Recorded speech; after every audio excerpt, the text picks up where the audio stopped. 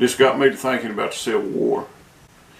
And I grew up in the neighboring county, Madison County, and its nickname was Bloody Madison. And what brought that on, during the Civil War, there was a raid made on Marshall for salt. Salt is something you have to have, and Marshall had a stockpile of it, but they wouldn't turn none of it loose. And some folks from Cival War come in and made a raid and got the salt. And naturally it made everybody mad. And I think during this time, well, I'm almost certain during this time, the sheriff of Madison County got shot and killed. A man named Neely Tweed killed him.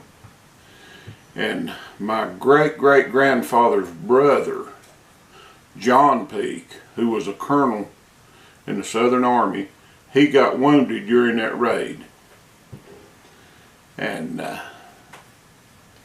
that's my link to that raid, was through him, you know. And they went back to Cival War.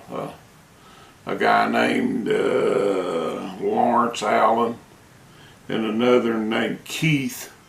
They was the leaders. And they went and rounded up a bunch of people up there. I think it was 13 to be exact. And most of them was old men and young, just kids. And my grandmother told me that she was told that either Keith or Allen one made the statement, "Nits make lice, kill them all." And they executed them people. I mean, 12-year-old boy, they shot him to pieces, and he was still alive, begging for his life, and they finished him off. And I ain't talking about the historical significance of this and what the history of it is, for I don't think nobody really knows the true history of it, just, you know, tales that's been told and stuff like that.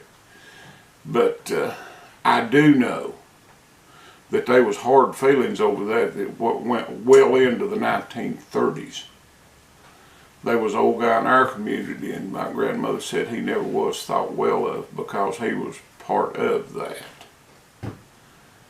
And this is basically neighbor again neighbor. It's insane. You know, the main reason I'm doing this video is a lot of people romanticizing the Civil War. Like, gosh, I'd like to have been alive back in to help fight them Yankees and stuff. I'm here to tell you this was the terriblest time that we ever seen, especially here in the South. I mean, we suffered greatly over that. And in the North too, as far as that goes. This is the worst time the United States has ever seen. There wasn't nothing romantic about it. And now that all these statues and stuff, it's pretty much just scratched the scab off an old wound, I think. But anyway. But my great-great-great-grandfather Peak, his name was Garrett Peak, and he was a brother to John Peak. He actually fought for the North. So in my family it was truly brother again brother. And they had two brothers that died in battle. And the Peaks that had Southern ties after the war, they went to Hart County, Georgia. And my great-great-great-grandfather, I guess great-great-grandfather instead of three greats too. But anyway, he committed suicide in 1867. And I'm satisfied it was over that war and, you know, the turmoil it had brought his family. And his son, Louis Michael Peak, who was my great-grandfather, he settled on Big Laurel over there. And the place I own over there actually belonged to his wife's people. They was Cody's. And her dad, I think it was is either the South or North one, shot the hat off his head because he run. They was wanting to conscript him in the army. And people over in there, they had no desire to be in the army. They didn't have slaves. Most of them had never seen a slave and didn't know what a slave was. But anyway, and my grandmother's, on my grandmother's side, my great-great-grandfather, he fought for the North. And the reason he went with the North instead of the South, the North fed better and treated their soldiers better. So really, where I grew up, the people had no allegiance to the South or the North. They just wanted to be left alone and got drawn into it. And I don't think that history should be erased. Very few people even bothered to study the history of the Civil War. They just, you know, want to do away with it and stuff. And I've always been told those who don't study history is doomed to repeat it. And we don't need to repeat that. It was a terrible time. There was a lot of senseless killings. And Southern women especially was treated really bad. They was whipped and raped and beaten and everything. And I'm sure the same thing is going on in the North.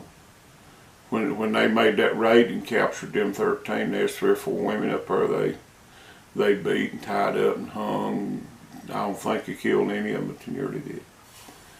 But, you know, we don't need to go back through stuff like that. And it's hard for me just to fathom shooting a 12-year-old execution style, especially at just basically your neighbor, you know.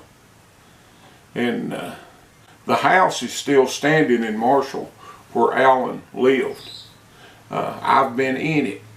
I cut some flooring for it, some of the upstairs flooring, and I seriously doubt it was original to the house, but was like 1.5 inch strip flooring. I've never seen flooring that narrow.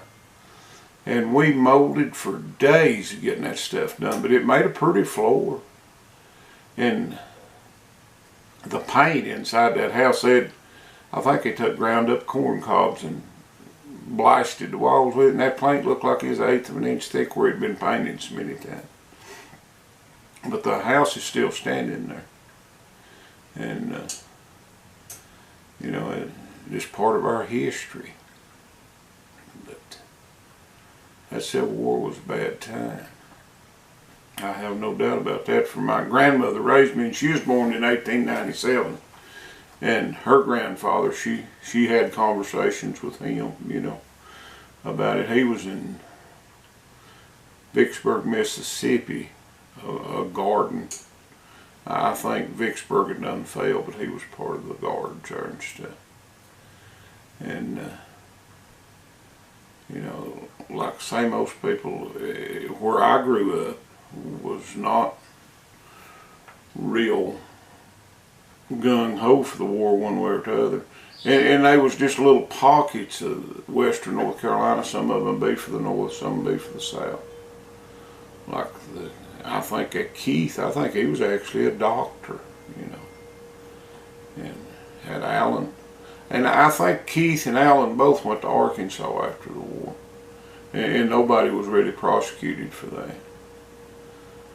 I think Governor Vance give them strict orders not to execute anybody or bother the captives, but they went ahead and done it anyway, and I don't think nothing is ever really said.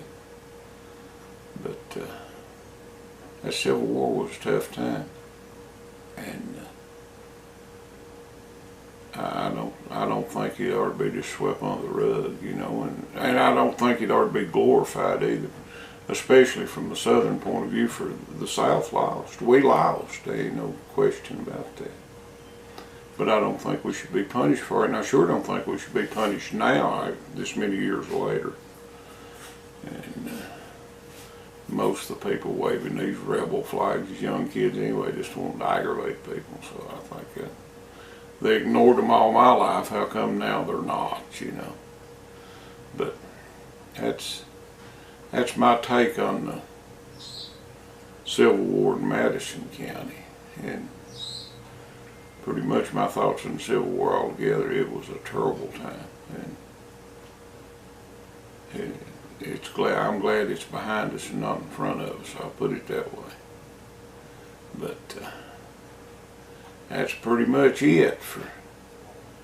Hope you enjoyed this little video, and hope you might have learned something, or at least make you think about all this stuff.